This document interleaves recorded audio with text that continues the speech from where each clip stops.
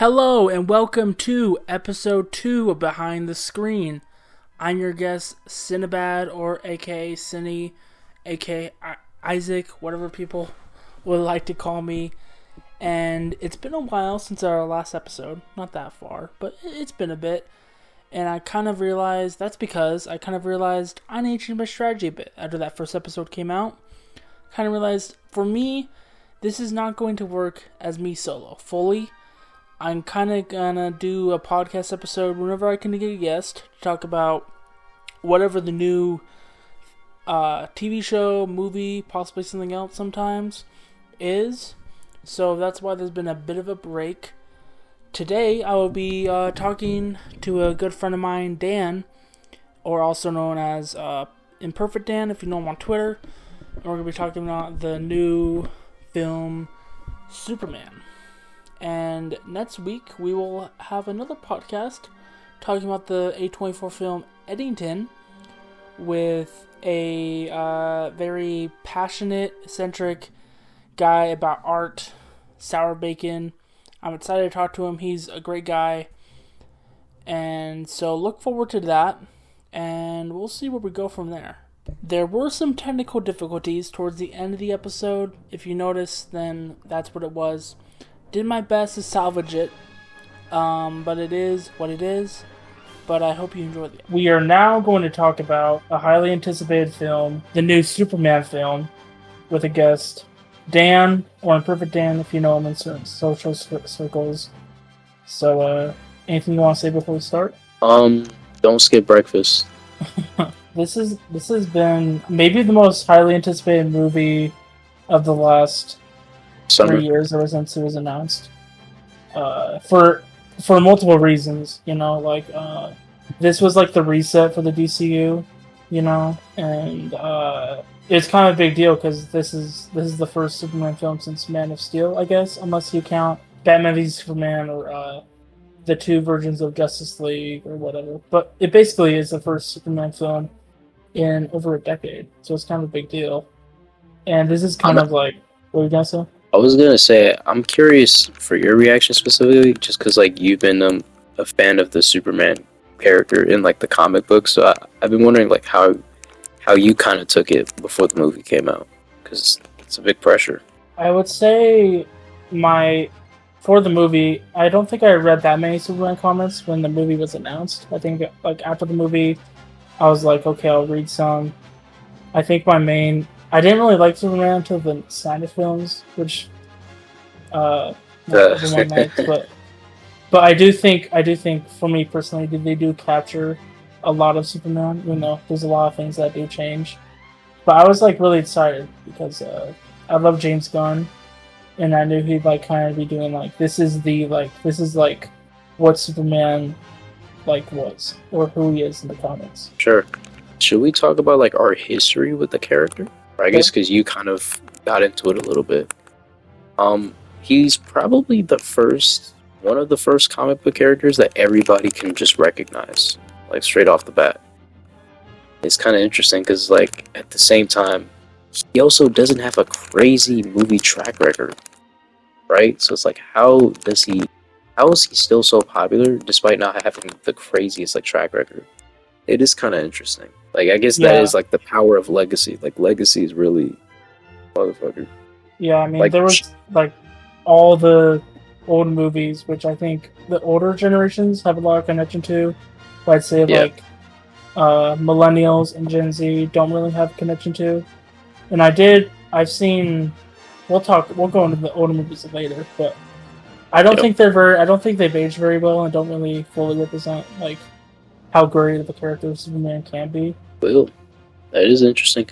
A lot of the old Superman, or specifically the Fletcher cartoon, is very adventure serial-esque, and that kind of bleeds into the Richard Donner, because I know that's not fully your type, but the Richard Donner films also had a very adventure serial-esque energy in a way that you don't see that much from comic book movies these days.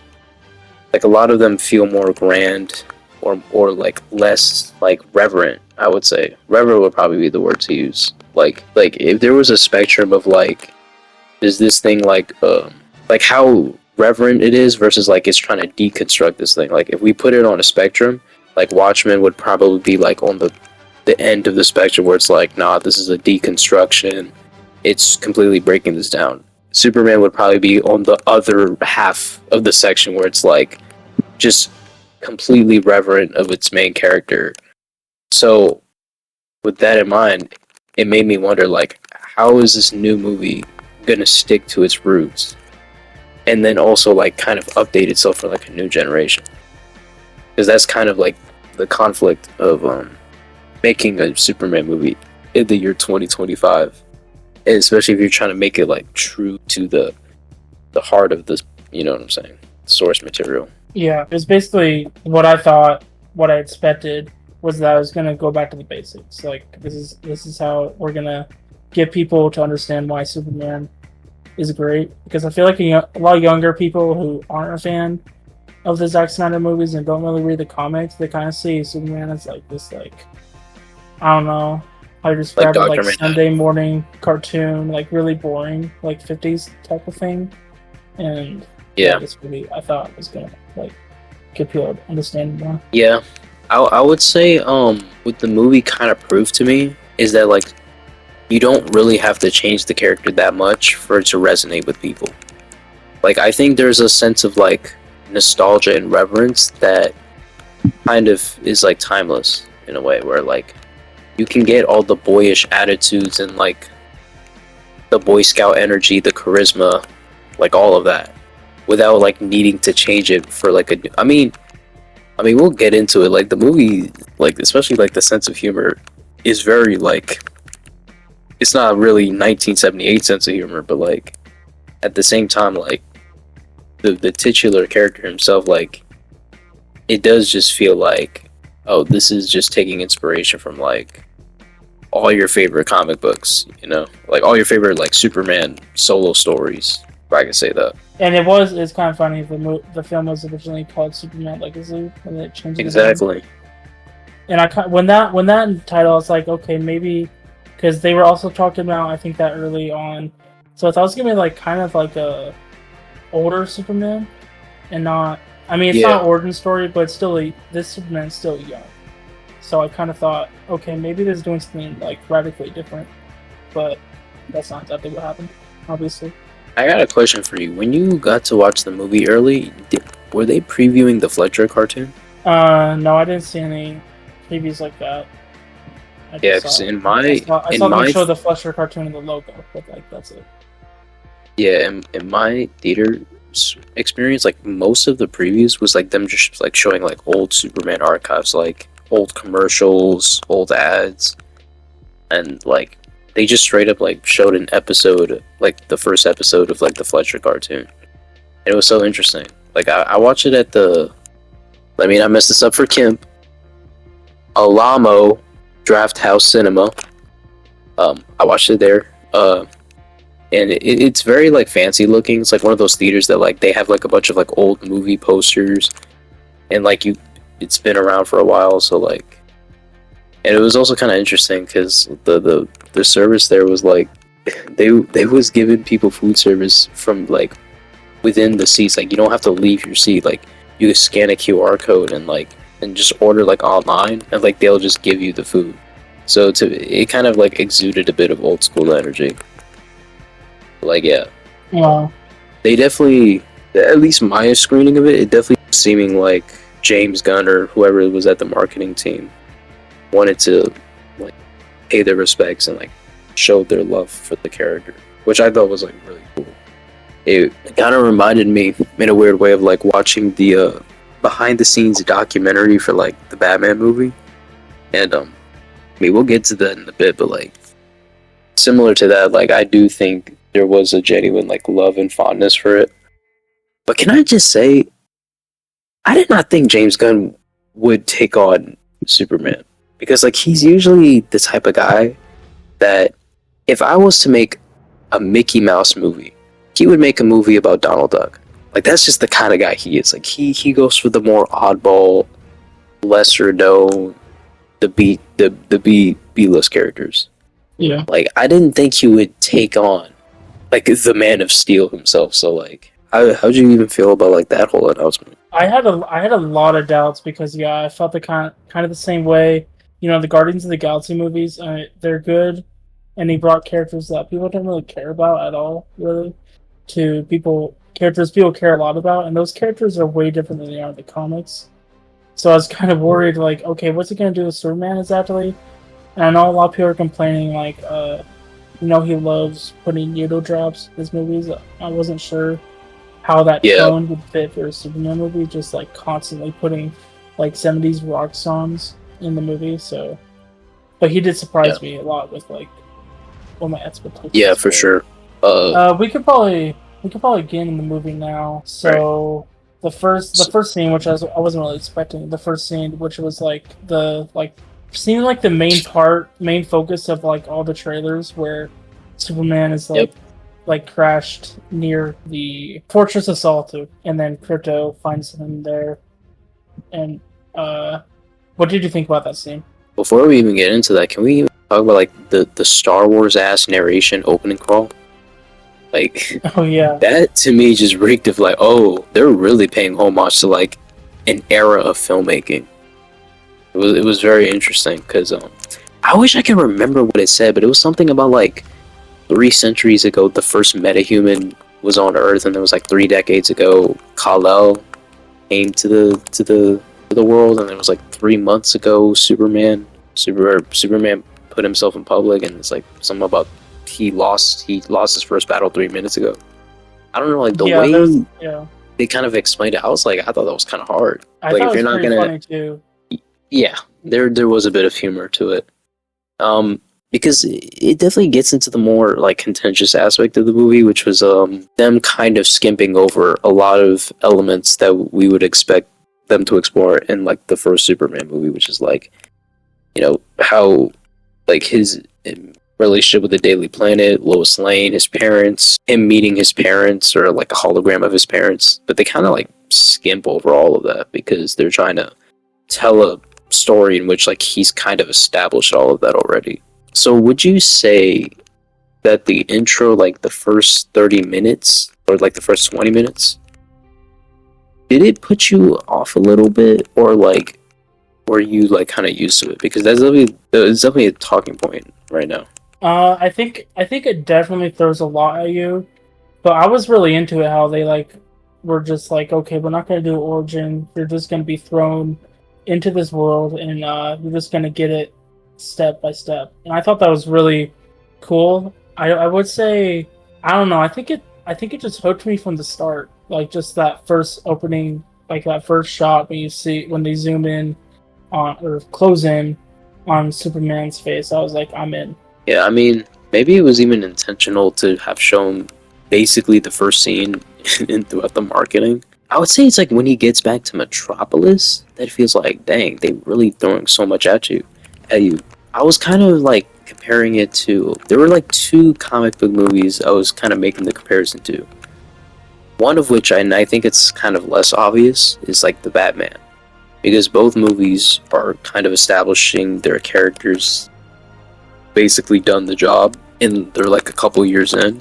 And I feel like with the Batman, I didn't really had a problem with like how it introduced itself. Like if anything, I actually thought it was like a perfect intro for like a movie that didn't really establish the origin. Like like basically everything you needed to know was shown in like the first 10 minutes without them even like having to get into the details, which was like to me like how good the world building was.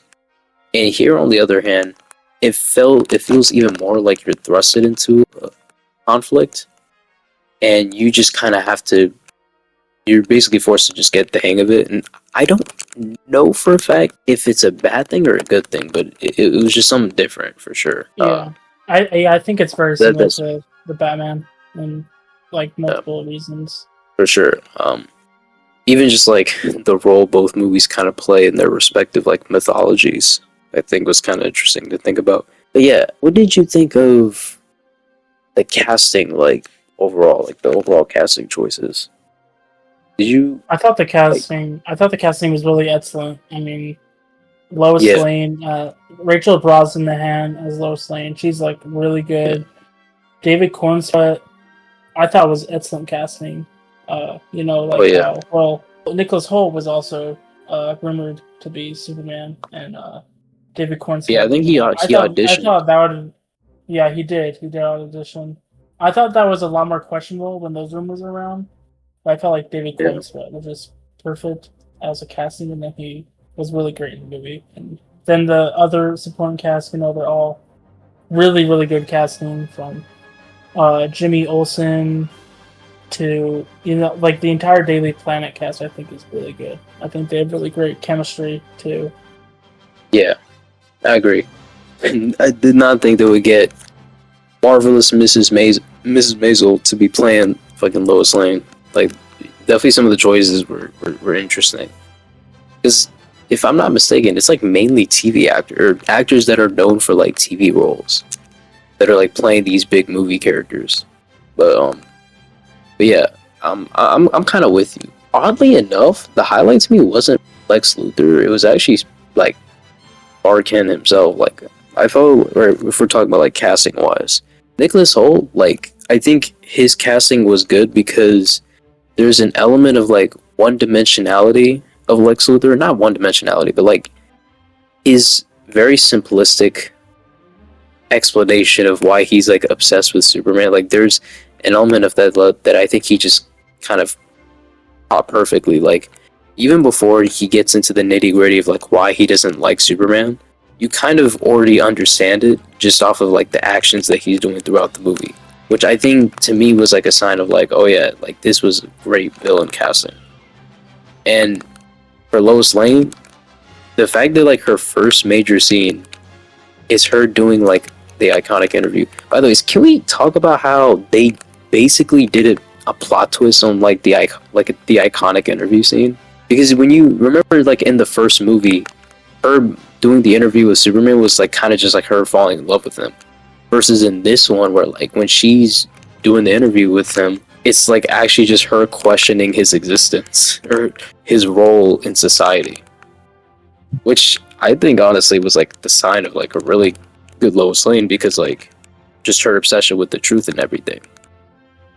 Did you feel that way? Like the Yeah, whole twisting I the think. interview thing? Yeah, I thought it was really cool. I think so. The original interview scene, the original Superman, is kind of like kind of sexual, and this one isn't. It isn't. This scene isn't really about that at all, and I think that's a lot of what makes this Lois Lane really great. Where she's not really like sexualized, which has been kind of a thing in the past. And yeah, I think it's really fun. This scene's really funny, where Clark is kind of acting like it's fine. The interview's fine, but then he gets like actually angry at like Yeah. questioning like himself. I wonder if James Gunn was referring to his social media experience when he was referring to that scene when like Clark was like, Lois, you know I hate it when you bring up those groups of people on social media.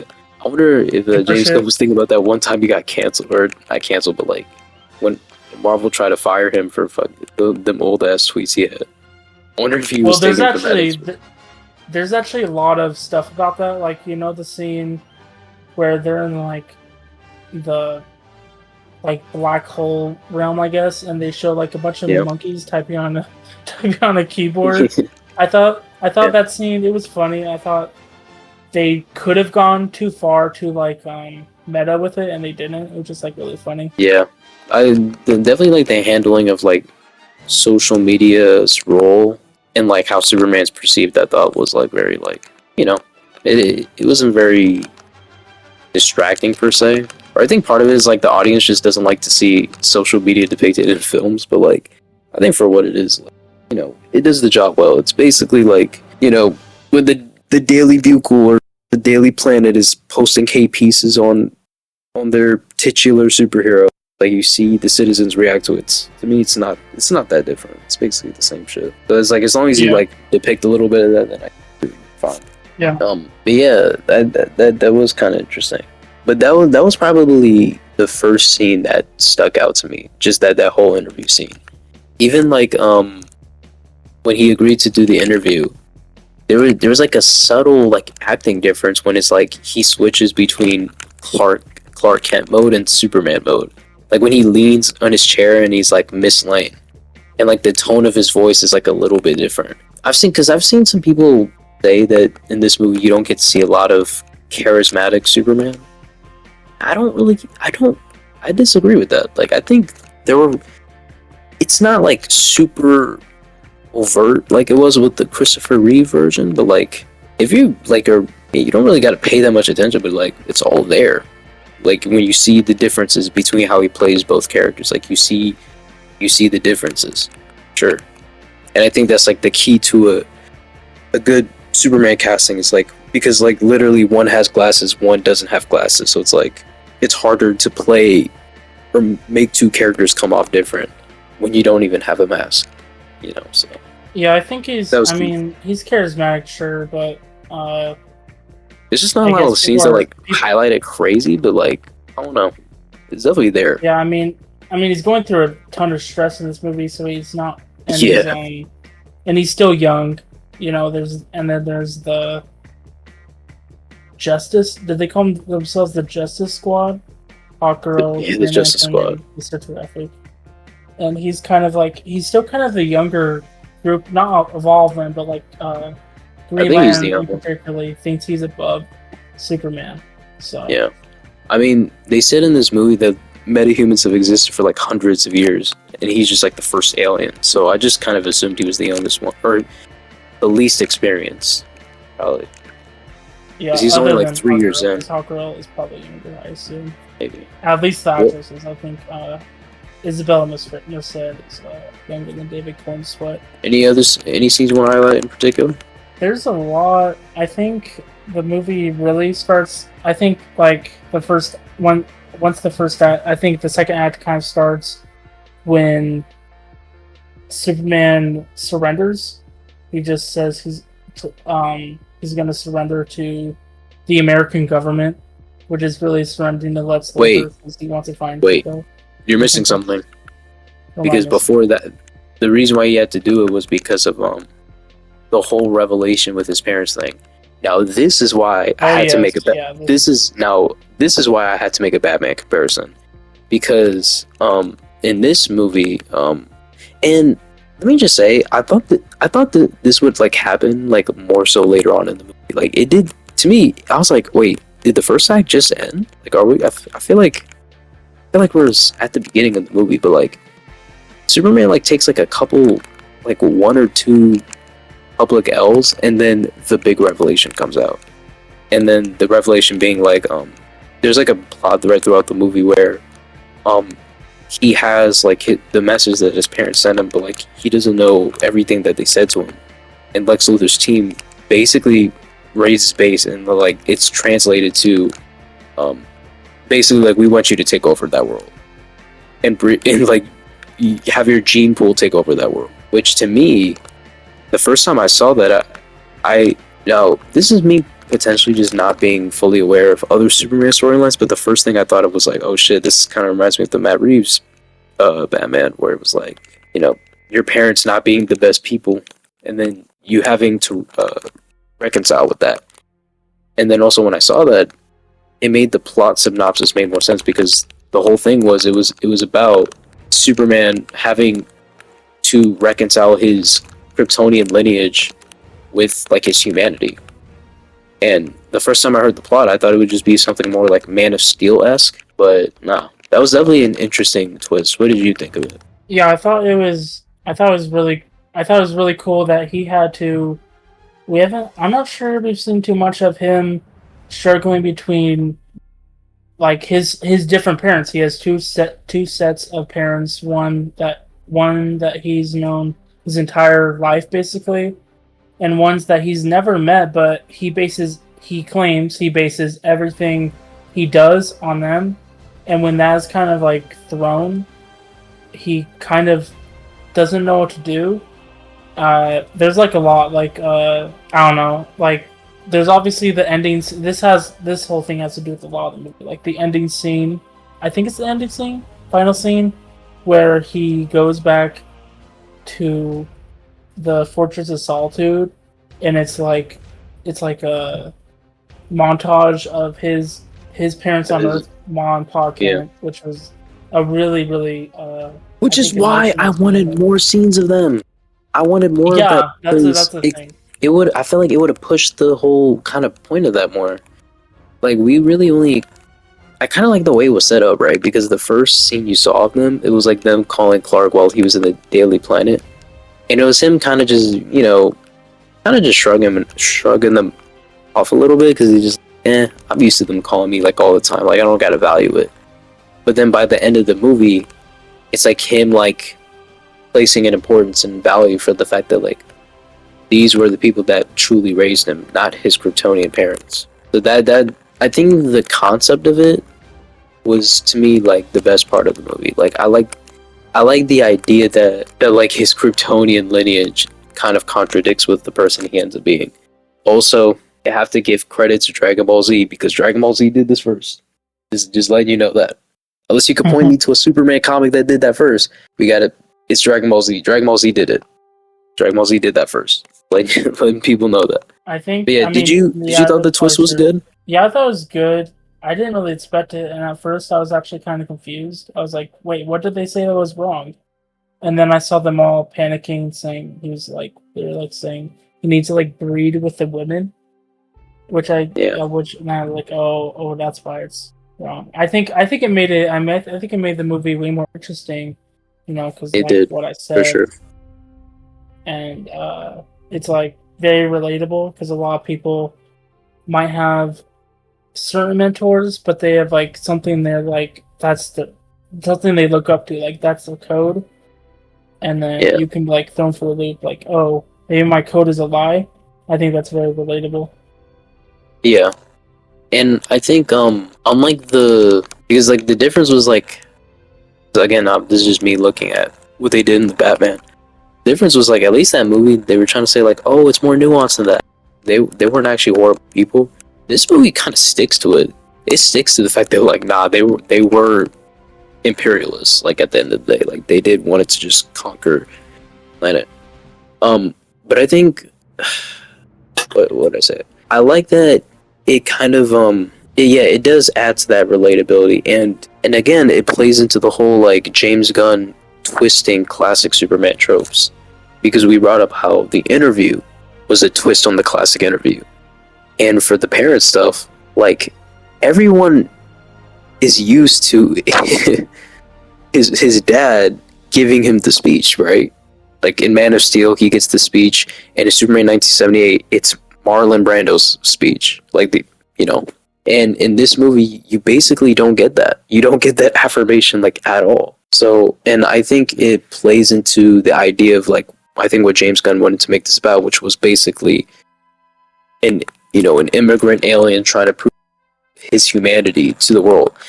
And in a way, especially like with the presence of social media and then also like government affairs, didn't it kind of felt like a trial in a weird way? Like him having to prove like his humanity to the whole world. Like it kind of felt like that in a weird way. At least like when the movie like really gets going and like he's in jail, so to speak. Yeah, he did. Well, at least he felt like he had to prove himself to a lot of people. I think the Guy Gardner, he had to prove himself to him. He thought he had to prove himself to Lois Lane, though really she never distrusted him. Like the scene where they're fighting some, what was it, some kind of alien in the background while he's just like sulking in his apartment. Yeah. I thought that was a beautiful scene. Yeah, for sure. And yeah, and it kind of this thing kind of further proved like my earlier point, which was again the whole question of like, do you have to change Superman for him to meet the modern times, or can he stay true to himself while also like twisting the story up a bit? And I feel like this was kind of a good like compromise or a good way of going about it. Also, in a weird way, the movie to me kind of feels like what Superman Returns was trying to do, because Superman Returns, like the whole like synopsis of that movie was like basically, does the world need Superman anymore? Like in modern times, like how does he fit in the modern world? In this movie, it's basically that, except not oh, the world has outgrown Superman. It's simply like, does the world just need Superman, like in general, or like his you know what I'm saying? Like it had a bit of resemblance to that to me, especially because like the movie at one point was called like Superman Legacy. So like I don't know, I thought that was kind of intentional. And I can't really speak on Superman Returns since I haven't seen it, but I do think oh yeah, he was you have trying to to see it. like say, where does Superman stand in this current world? In that world, in like this like making movies in the modern world, but also just Superman in our pop culture in this current day of age. You know, Yeah, like the and Superman is the truth, justice, and the American way, that kind of thing. they don't say American way anymore, buddy. Yeah, they don't. They really don't. Unless you're Fox News or the official White House Twitter account. I will pivot and say the best part about this movie to me was with the directing. Like I was actually surprised at like how well directed this was. Like this is like, I kid you not, this might be James Gunn's like best directed movie. Yeah, like I would say straight up. I would say it is definitely his most stylized movie. I was not expecting this to be like so stylized. People have been comparing it to the Raimi Spider-Man movies. I think it's kind of an insult to the Spider-Man movies. Yeah, it kind of insults both sides, really honestly. Good. Yeah, but there's actually one scene. It is very similar, I think. I was about to say there is one scene that kind of reminded me of it. It was when he did the "Hey buddy, eyes up here," and then when he flies away. They kind of used a camera technique that kind of felt like the Spidey cam that Raimi used, which was like whenever Spider-Man would be swinging, like would be going down, the camera goes up, and then when Spider-Man goes up, the camera goes down. They kind of do a similar technique like that when Superman's like levitating up in the air. So in that sense, like, you know, I got a bit of a similarity.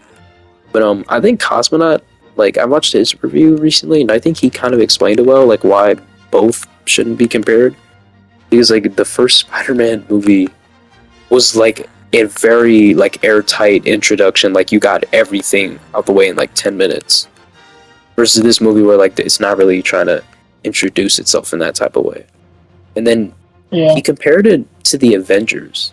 And I was going to ask you, do you kind of see the vision there? Because at first I was like, the Avengers, that's an interesting take. But like, I don't know, the way he explained it was kind of interesting.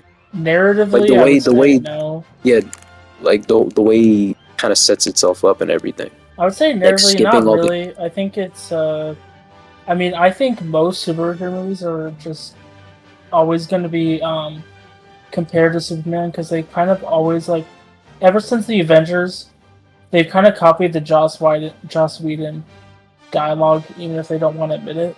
I think there is kind of that kind of Joss Whedon style. That's just the kind of thing that's in James Gunn's movies. I feel.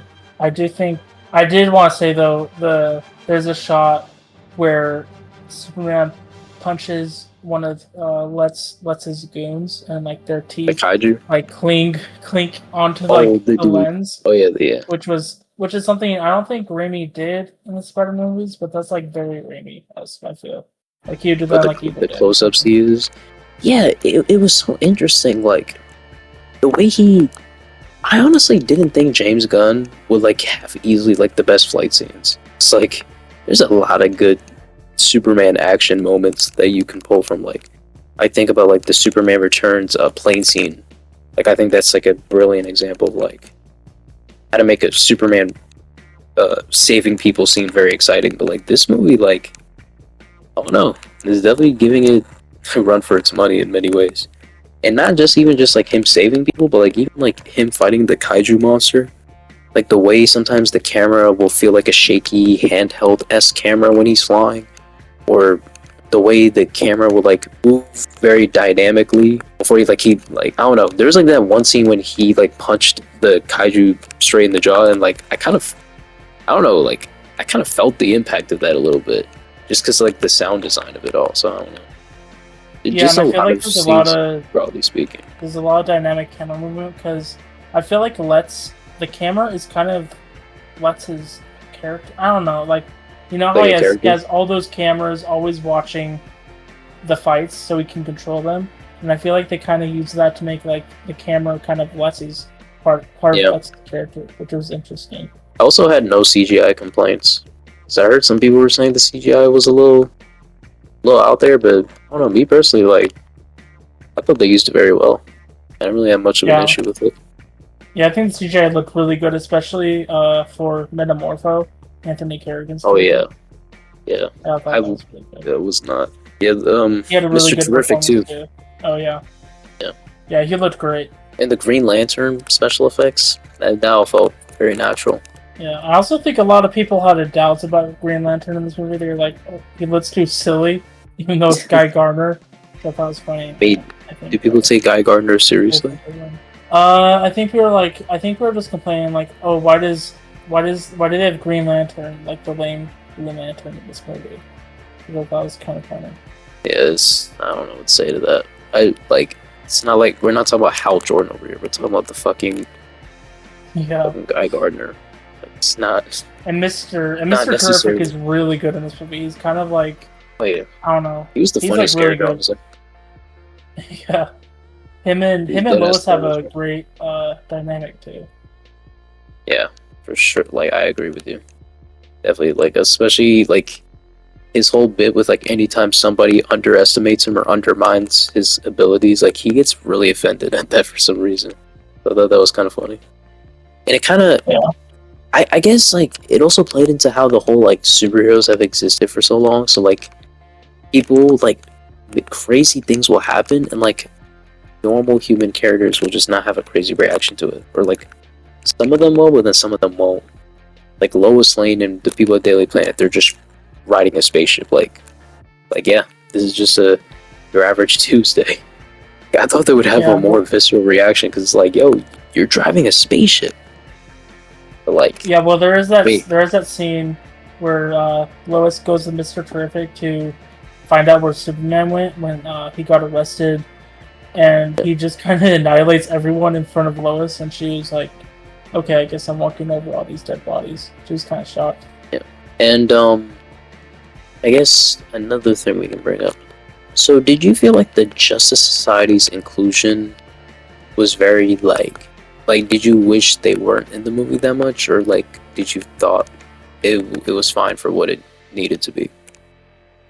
Well, I How did thought you feel Mister about that? Terrific justified his screen time, and Hawk Girl was fine. She wasn't in it that much for me to complain. Like I think she was good and not in it enough to complain. I thought it was going to be like wait. I thought there was a chance that the movie like have way too many things going on at once, but it didn't. It felt like it felt. I thought that part like actually worked really well. I thought it flowed well together. Yeah, I mean, I don't know. I think for Superman, I kind of usually want the plot to just be more simple, and it definitely was a bit on the like on the more. I don't know if convoluted is the right word, but like bit stuffy. I would say. I would say there is a lot going on in this movie. I felt Yeah, like while watching the movie, the entire movie felt like a third act to me. I was like, I'm not even that's what sure I'm when this is saying. gonna end because like shit just keeps happening and happening and happening. But I actually liked And that about it, even though it's a mess. But I yeah, think it's a good mess. yeah. Like I said, I don't know if it's fully bad or good because again, it played into the whole like when the movie introduces itself, like you don't none of the relationships you don't get to see any of the relationships be established. Like they all kind of happen. Like all the important events basically happen. Like Yeah, like Superman and Lois being a little on and off for like 3 months. Like they're not even in love like that yet. Which is again another interesting twist. But yeah, but yeah, I would say it's more good than bad. It's just there's just times where like I kind of just wanted the movie to just only be about Superman, Lex, Lois, and less on everybody else. That kind of to me seemed like they're just there to set up the DC universe. Even though like again the movie does kind of explain itself pretty well. Like the whole like meta-humans existing for like hundreds of years. Um, and this is also where like I kind of wanted to. This is where I was kind of comparing it also to Spider-Man: Homecoming, and I wonder if this is going to have the same legacy that that movie did with the loud minority, in which like people were calling Spider-Man: Homecoming like Iron Man Jr. the movie, or like because it's in the MCU, it has to like connect itself with these other things.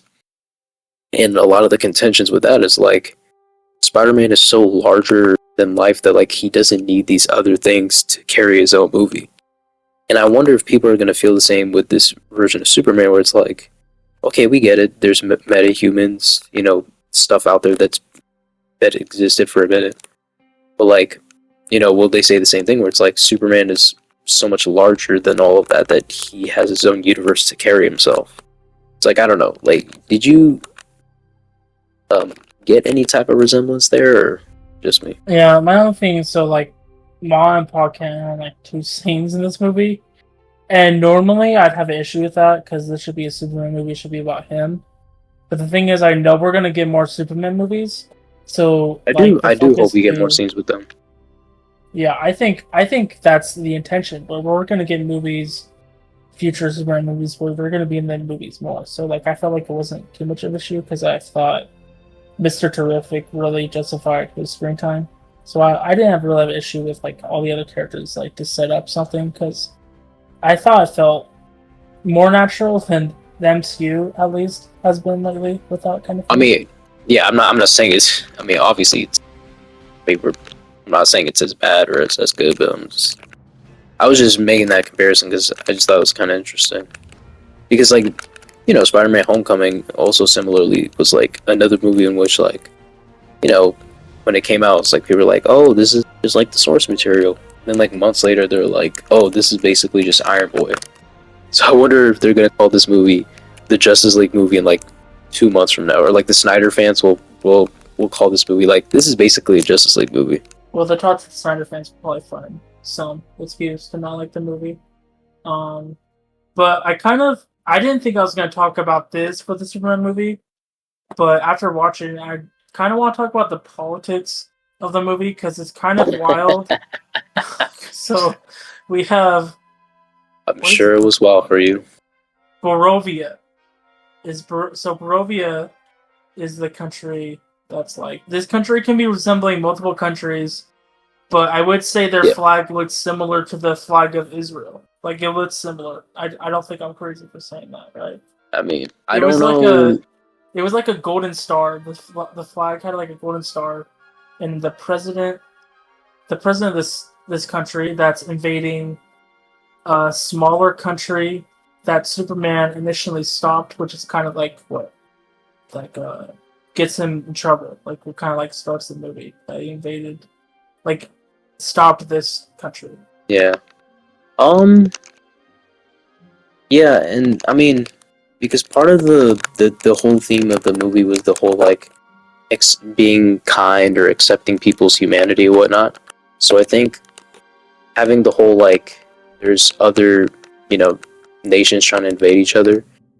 Honestly, like I know some people are gonna, I guess, accuse the movie of trying to push an agenda, but like it's surprisingly not that uncommon for like Superman stories to have something like that.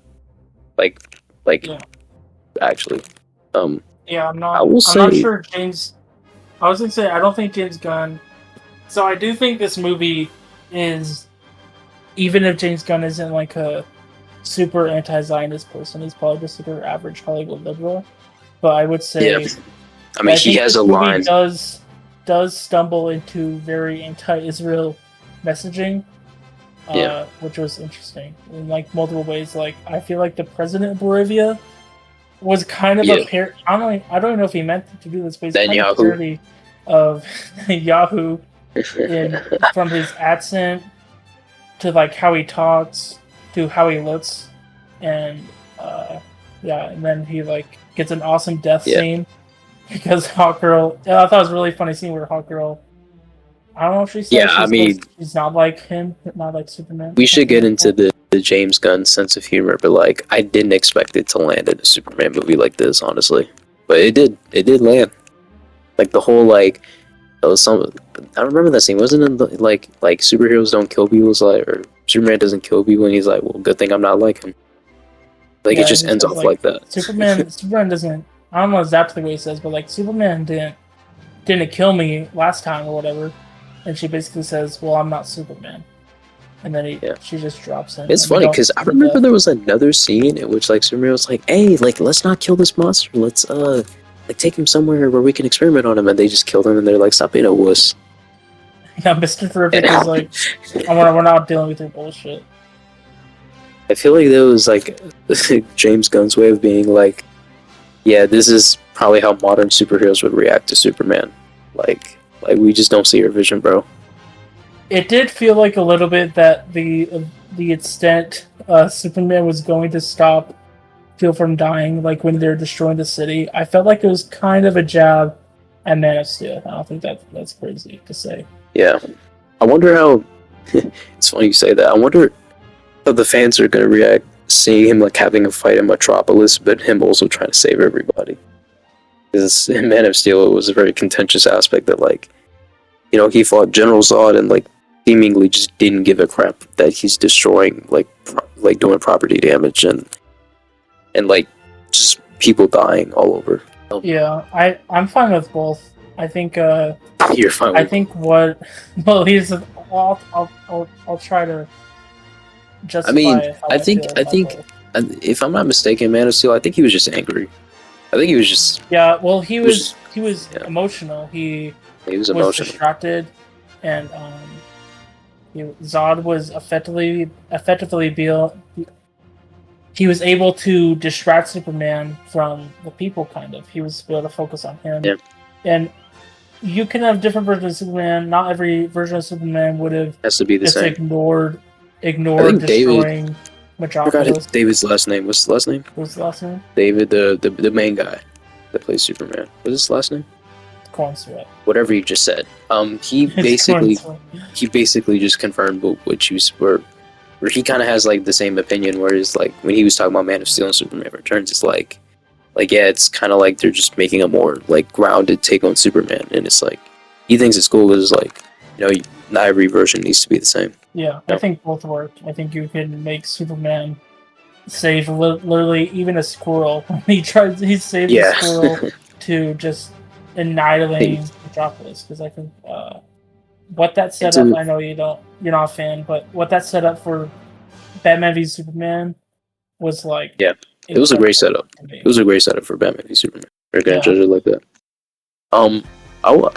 But to get back to the politics of it all, I'm gonna just say I don't think it was that intentional. I just think it's because we're so like well aware of what's going on in Israel versus Palestine that I feel like James Gunn, when he wrote that subplot, I feel like he had to have been aware. It's like at that time, like when did he write this movie? Like 2023, right? Late 2023. I think it was probably. If I'm not mistaken, wasn't that when was the October? Okay, I don't want to even get too deep into this, but like this was around. It was October. I don't want to get too deep into this. Here's what I think.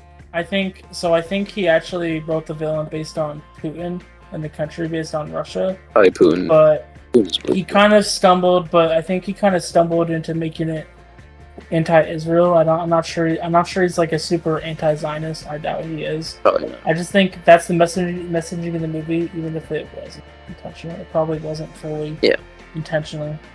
Just because it kind of plays into the... If it was intentional, there would definitely be some discussions at World of War. And then Lex Luthor also having relations with him.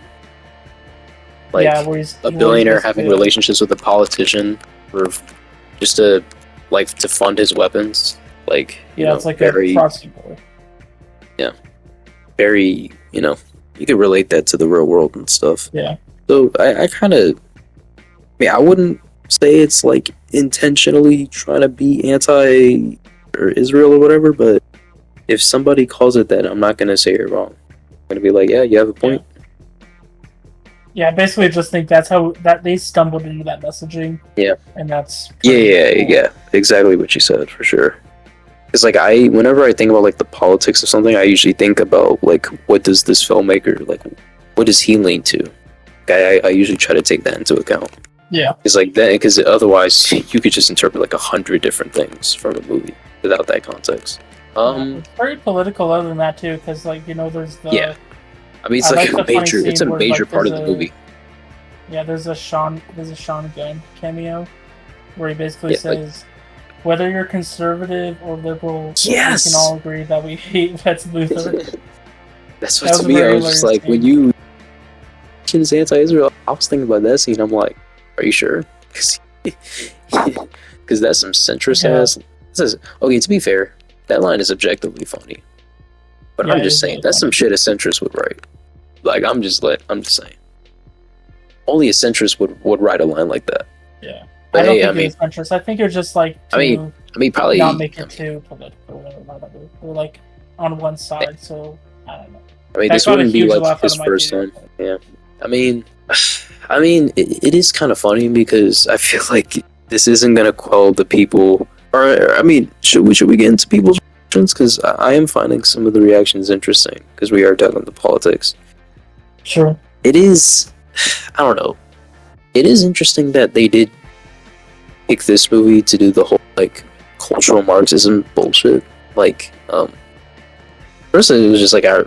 If you do you know this reactor? Like, I think his name's like Tyrone Magnus. Oh yeah, I know.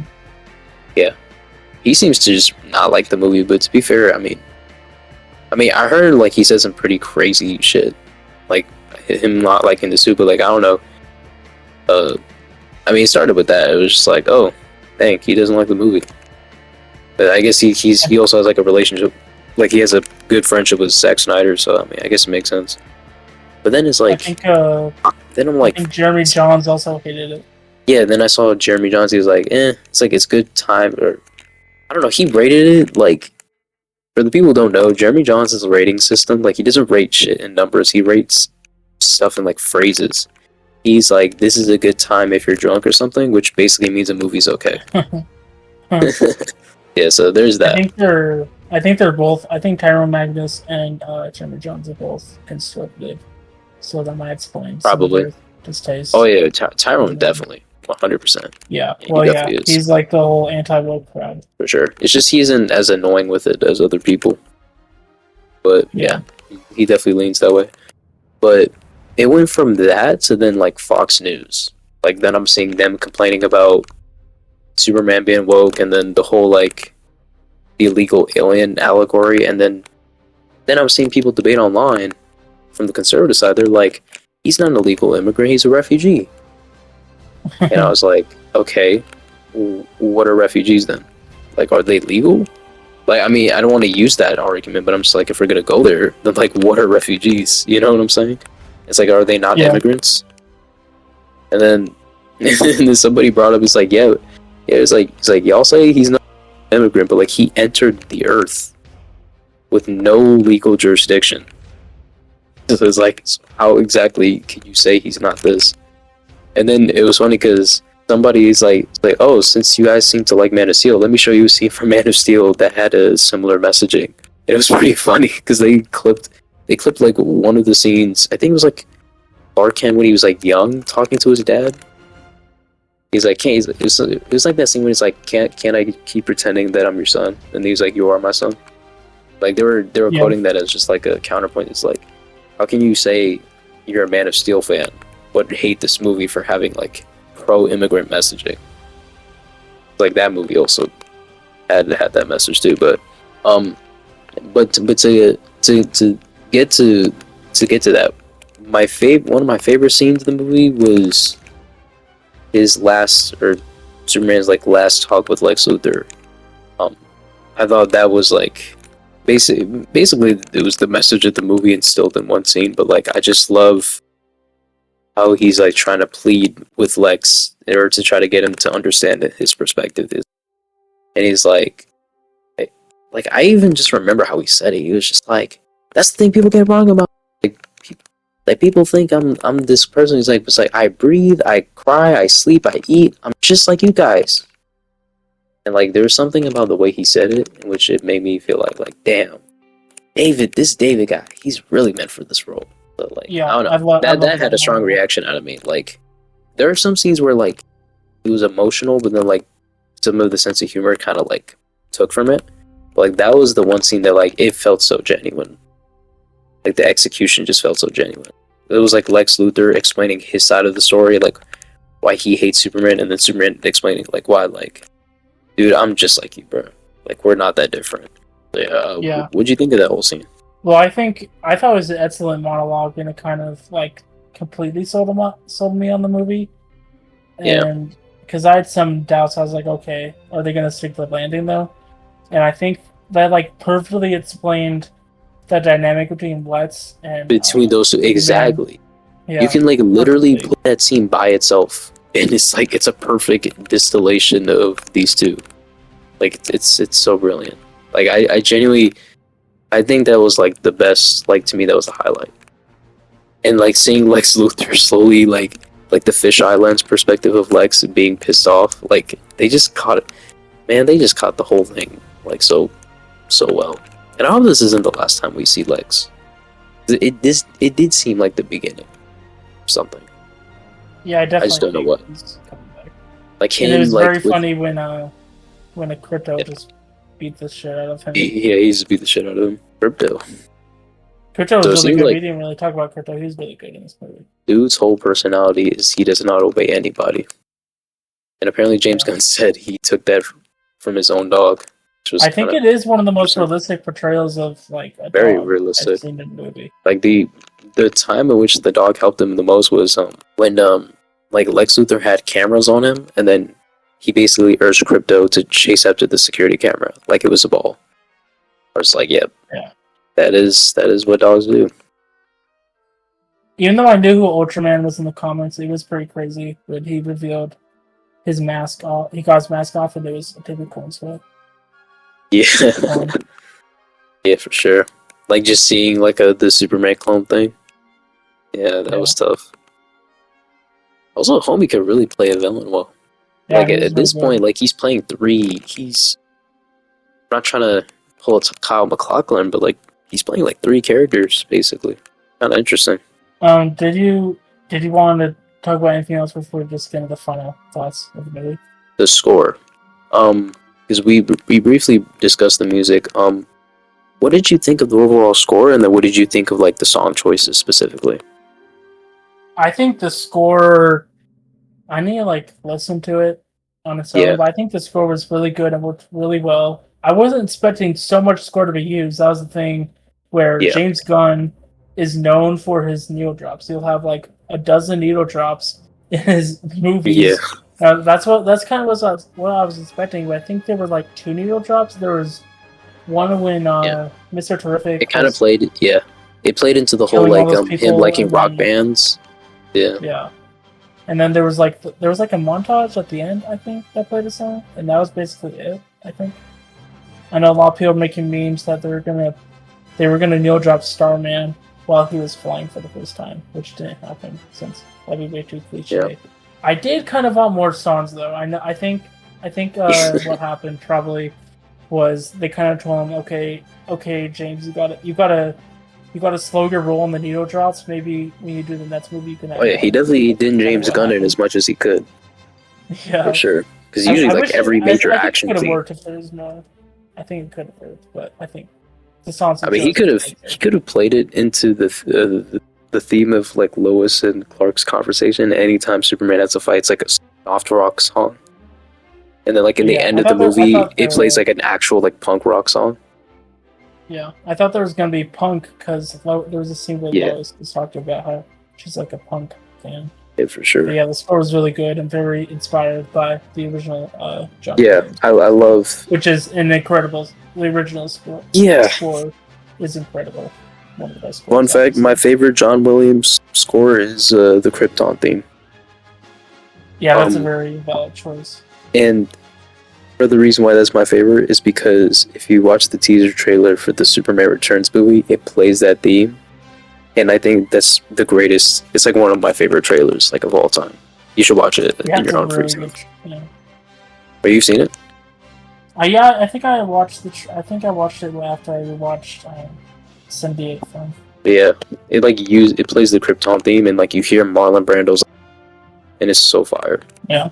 Yeah, I'm honestly, man, I'm just so like even though the movie, like even though like I didn't fully love the movie, I'm just glad we just got like a heartful like Superman movie, and it seemed it. I mean, we don't know if it's gonna move the needle or make people want to see more, but here's to hoping.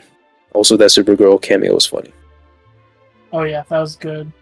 And I thought Very, very good. she's casted very well. I'm really excited for that movie. Yeah, she had kind of like a I'm not very bratty demeanor. Yeah, I'm not really familiar with Supergirl. I haven't read many comics with her in it, but I'm still excited.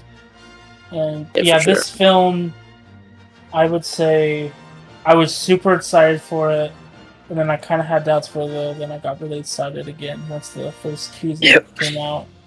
And I mean, it has mistakes, which I think there's flaws in like every James Gunn movie, but I think those flaws kind of don't matter. And I think what really makes every James Gunn movie work is the emotions.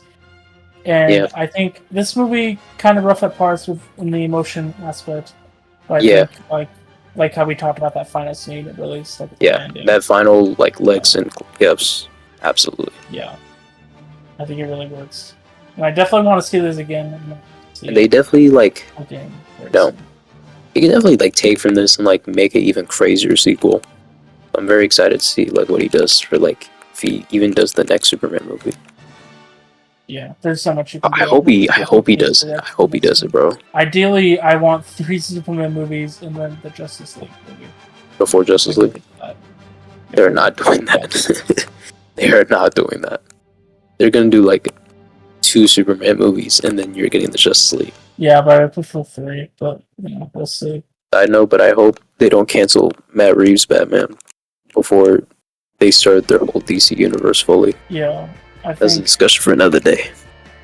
Well, we'll get the Batman too, but we'll see what happens after that. Who knows what will happen? Where do you think this lands for like in the ranking movies that you've seen? Okay, I'd have to rewatch them, but just off rip, I would say the original Superman movie is still the best overall movie. Like just even from a narrative perspective, like it sets itself really well. It has it does the whimsiness. It kind of does like it just does it all the best.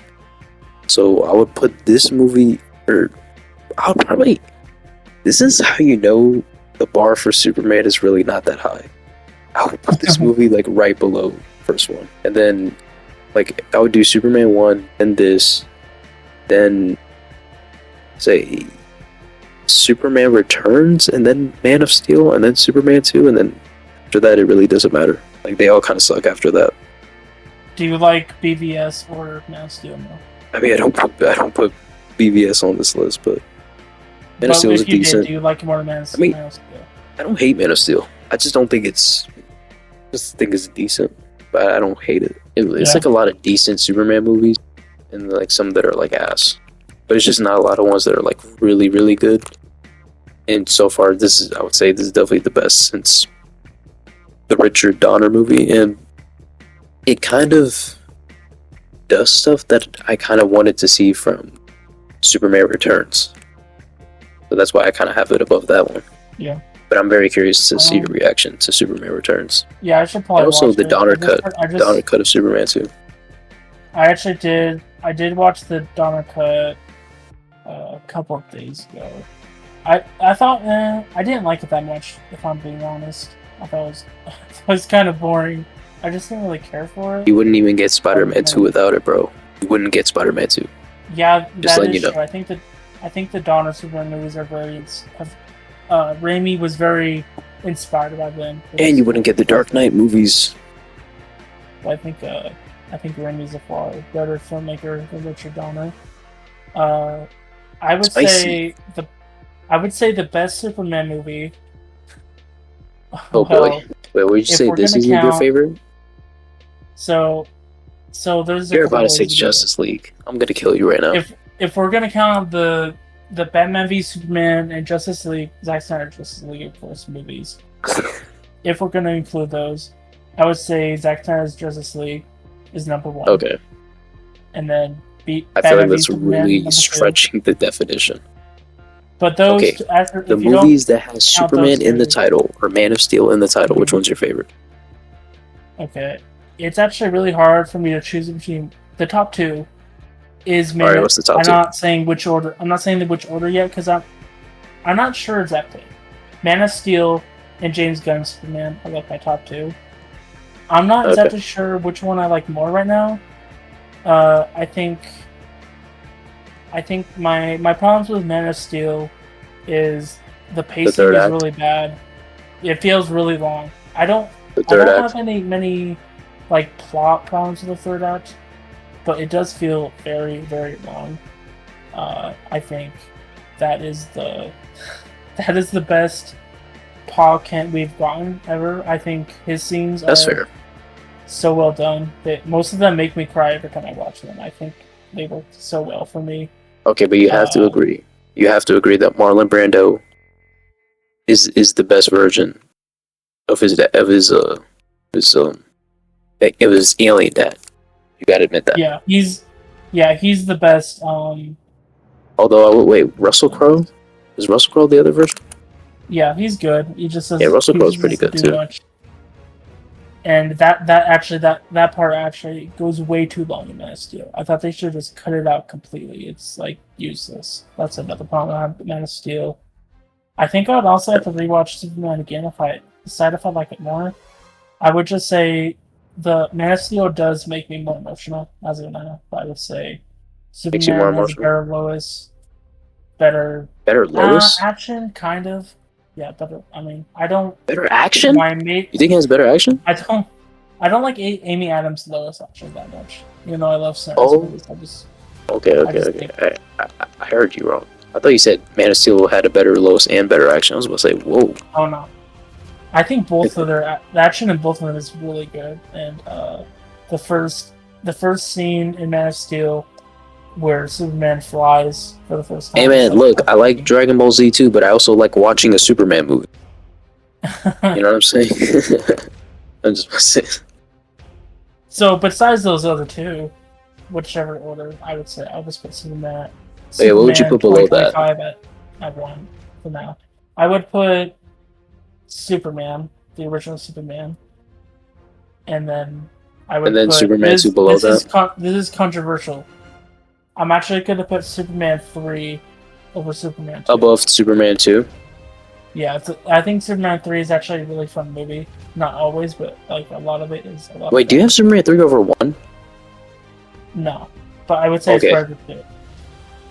I mean, saying it's comparable to 2 is fucking crazy, but that's interesting. Yeah. Although you probably like Batman and Robin more than The Dark Knight. Yeah. Well, yep, you're getting dislikes. This is getting dislikes. It's kind of close. But Robin's a lot of fun. You just let it be what it is. It's a lot of fun. And to be fair, I'm not against those like kind of opinions the way I used to. Back then, like that used to be like, but nowadays in the internet, like you could find people that they'll make a case for it all. Like I've seen Superman 3 fans. Like I've seen them. I would say I don't love it, but I would say I'm a Superman 3 fan. I thought it was a lot of fun. It's like a 7 out of 10 for me. And I will probably never watch Superman 4. Because why watch it? It looks really bad. But yeah, we don't rate shit here, do we? I'll rate stuff, but you don't have to rate. If you don't want to rate, you don't. Yeah, I'll do the Jeremy Johns rate. I'll go for Superman 2025. I'll go 9 out of 10. Alright. I'll say it's worth watching. Nailed it? Yeah. Is it worth watching and worth buying on Blu-ray? Isn't that basically like a 4 out of 5? Yeah. Because like the next tier above that is like what, Awesome-tacular? Sure. I don't watch Jeremy Johns. I guess. I don't really watch him. Just going off nostalgia. But yeah, anything else we should discuss? We can briefly do James Gunn rankings if you want. Ooh, James Gunn rankings. Actually, actually, you go first. I want to see because you're like the bigger fan. Should we rank this with the Peacemaker TV show? I didn't think about it, but I guess I could. So, I would go. My number one forever is not forever, hopefully, but it is. I love it so much. It's Guardians of the Galaxy Volume 2. Which is kind of similar to 1 and 2, or Superman. Wait, which Guardians of the Galaxy? Number 2. Oh, 2 is your favorite. That's crazy. Yeah, I think it's kind of similar to Superman. I haven't seen Guardians Yeah. 3 though. Is that crazy? It's pretty crazy, which is also my number. It's my number 3. I love it a lot. I think Wait, so it's a so very, very emotional movie. I think it's like oh yeah, I heard that that's like his most emotional. But the whole series to him is basically like to him, Rocket's the main character to him, which I thought was kind of interesting. But yeah, so your first favorite is Guardians, and then second favorite Superman. Superman. Okay, And then so it's still Guardians of the pretty Galaxy high for you 3, than and then Guardians I'd 3. go the Suicide Squad, and then just Peacemaker right below it. I think they kind of. And then Guardians one last. No, then I'd go his film Super, which is like a Super. I don't know Okay. if you've seen it, but it's kind of like his version of Taxi Driver, but Taxi Driver is a superhero movie. It's kind of interesting. That is an interesting And comparison. And then I would put Guardians 1 at the bottom, which is a good movie, but I think it's very MCU, which I don't think we acknowledge enough Yeah. how MCU it is. But yeah, that's my I ranking. feel that. Let's say, hey, what's my favorite? I would say Peacemaker and Suicide Squad are probably my favorite James Gunn movies. Or I guess, well, I think Peacemaker I think is my favorite, and then the Suicide Squad. Then, actually, do I like Suicide Squad or Superman more? I don't know. I'll put Superman below Suicide Squad, and then Guardians 1, and then Guardians 2, and then or no, Guardians 1, then Super, then Guardians 2. I need to watch 3. But I feel like 3 might be pretty high. Looking to be that way. Yeah, you'll probably like it a lot. And because like I was telling my friend, like, yo, the directing in this movie's crazy. Like, it's like if you feel that way, then go ahead and watch Guardians 3. Like I heard there's like a scene there that's kinda like a one take or something. It's like a tracking shot of during like an action scene. Yeah, Yeah. Honestly, I hope this movie does well, and I hope it kind of like leads to like an era of like more crazy stylized comic book movies, or like movies that kind of embrace the whimsiness or the the stylized elements of like comic books. Like I do like that we're kind of seeing that more. yeah, So. that's what I want for sure. I guess we. So that's for the DCU. I think it's called the DCU, which is the film Supergirl, obviously, which is coming out next year. Yep, just crazy. Epic, which is interesting. Yeah, which I don't know what to expect from it when he says that. Someone said, And I like how her post-credit scene wasn't even like much of a teaser. It was just like, yeah, she's there. yeah, it was pretty. I think both post-credit scenes were pretty funny. Yeah, the other one was just like so terrific, being mad at Superman, criticizing like his repair work or something like that. Yeah.